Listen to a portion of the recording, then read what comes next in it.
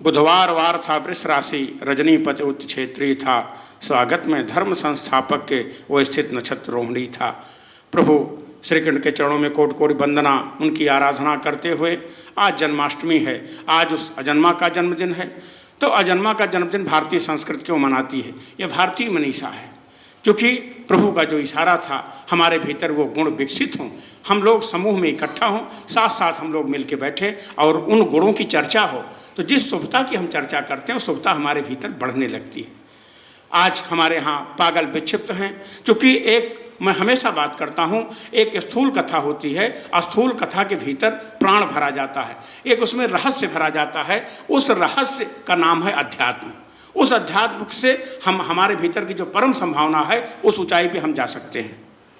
और उस संभावना को पाने का जो मार्ग है, जिसको हम साधना कहते हैं, जिसके प्रवर्तक भगवान श्री कृष्ण हैं, उसके 4 मार्ग हैं।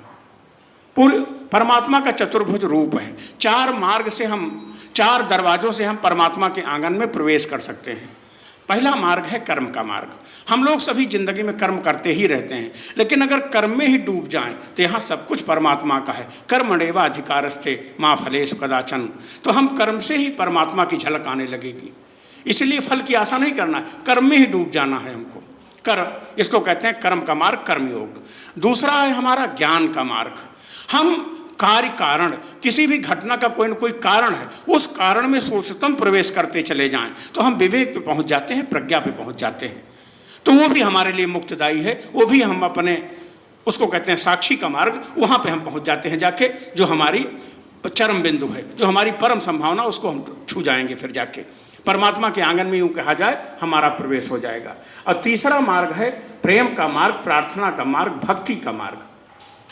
भगवान श्री कृष्ण ने गीता दिया हम लोगों को ना। और गीता किसके लिए जानी जाती है?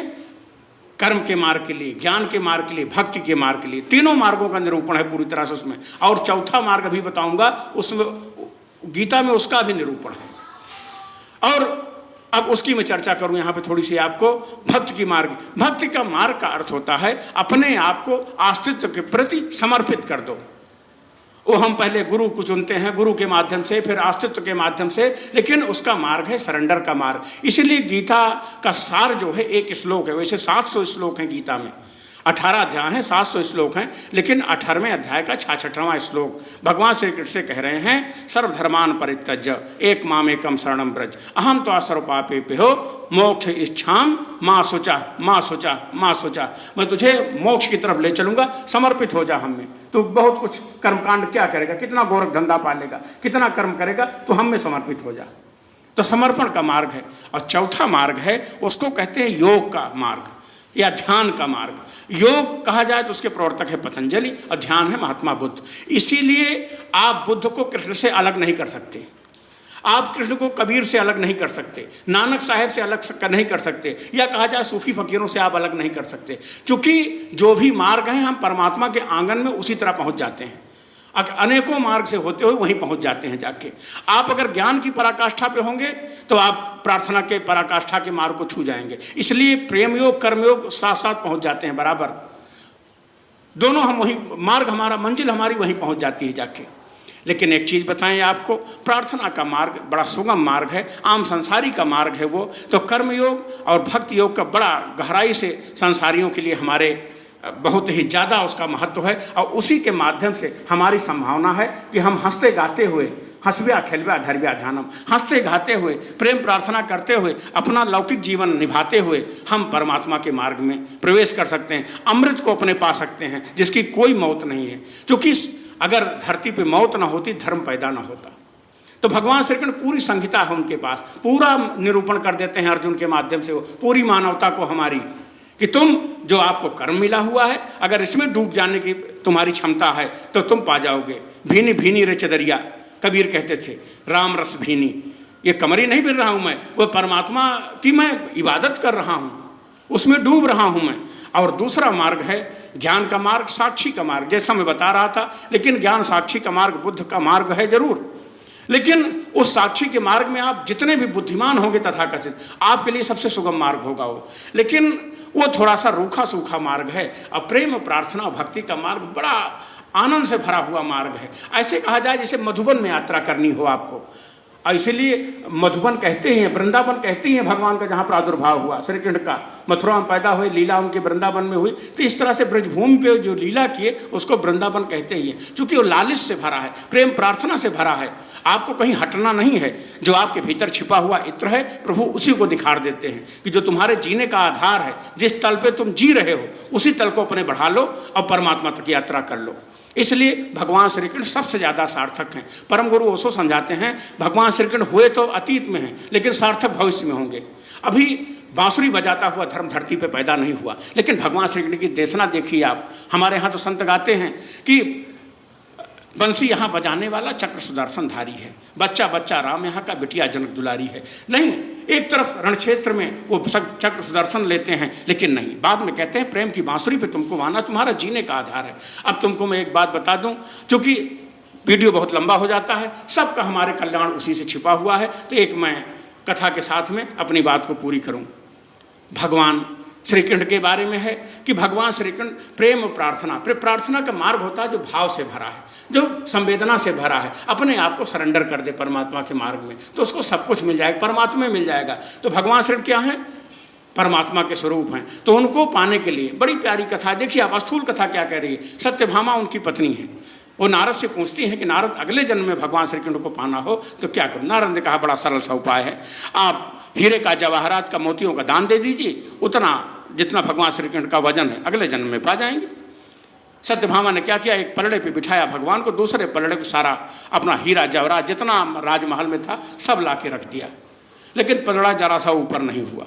अब आप देखिए, हम माया की चीज़ें मायापति के लिए रखते हैं, यही हमारी ना समझिए। हाँ, ये हेतु है, ये हमारे भक्ति प्रकट करने का एक आधार हो सकता है।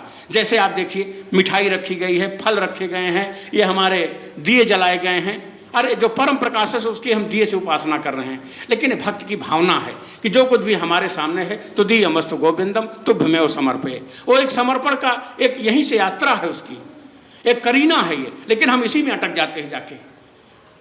प्रतिमाओं में पूजा उलझी, विधियों में उलझा भक्ति योग। हम इसी में ना अटक जाएं, इसके पार जाना है, इसके रहस्य में जाना है, इसके चरम पे जाना है, हमको पहुंचना कहाँ पे है।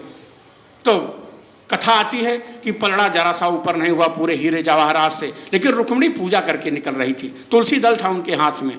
पूरी कथा को उन्होंने समझा, कहा सत्यभामा क्या पागलपन कर रही हो, फेंको इसको सबको, हीरा जवाहरात हो, ये माया की चीज़ें, मायापति को तुम पाओगी, इससे माया की चीज़ों से मायापति को पाओगी।